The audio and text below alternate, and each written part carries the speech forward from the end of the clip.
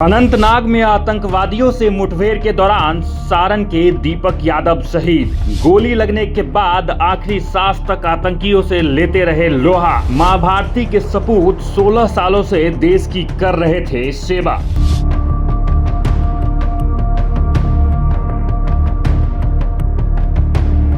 जम्मू कश्मीर के अनंतनाग में आतंकियों से मुठभेड़ में सारण के दीपक यादव शहीद हो गए हैं। वह सारण जिले के बनियापुर गांव क्षेत्र अंतर्गत लौवा कला के रहने वाले थे और सेना के इस जाबाज जवान ने श्रीनगर के अनंतनाग के जंगलों में आतंकियों से लोहा लेते हुए शहादत दे दी। सुरेश राय के 30 वर्षीय पुत्र दीपक भारतीय सेना में हवलदार के पद पर तैनात थे। इस संबंध में बताया जा रहा है कि शनिवार की रात सेना ने अनंतनाग के कोकेरनाग जंगल में 2 आतंकियों के छुपे होने की सूचना पर सर्च ऑपरेशन चलाया था, जिसमें दोनों आतंकियों को सेना के जवानों ने घेर लिया।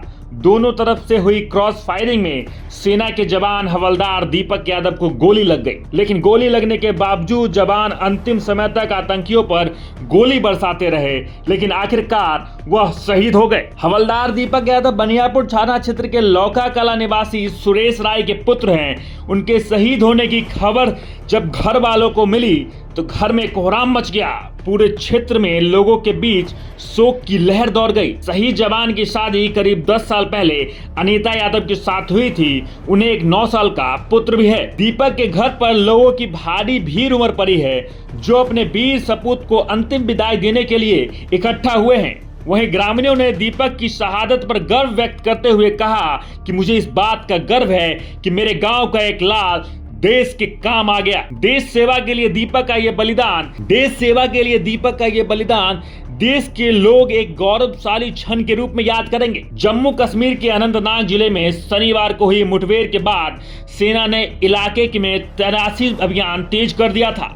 वहीं घने जंगल में छिपे आतंकवादियों की तलाश की जा रही है और सेना ने अपने शहीद जवानों को श्रद्धांजलि अर्पित की है। दीपक इंडियन आर्मी के पारा कमांडो स्पेशल फोर्स में हवलदार के पद पर थे। कश्मीर में आतंकियों के खिलाफ ज्वाइंट ऑपरेशन में शामिल थे।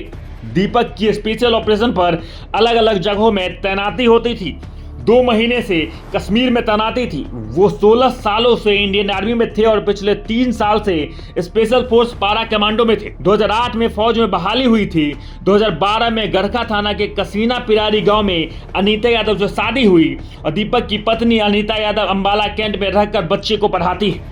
आपको बता दें कि जम्मू कश्मीर में बीते 48 घंटे के भीतर अनंतनाग और किश्तवाड़ के बाद उधमपुर में भी सेना और आतंकियों के बीच मुठभेड़ शुरू हुई है।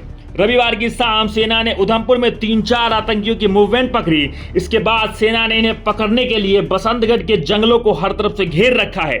सेना के मुताबिक 6 अगस्त को ये आतंकी भाग निकले थे, लेकिन एक बार फिर इसको ट्रैप करके घेर लिया गया। मां भारती के इस सपूत को सत नमन। बाकी बिहार के लाल शहीद दीपक कुमार को लेकर आप क्या कुछ भी कहेंगे, कमेंट बॉक्स में जरूर लिखें और देखते रहें सच टॉक्स न्यूज।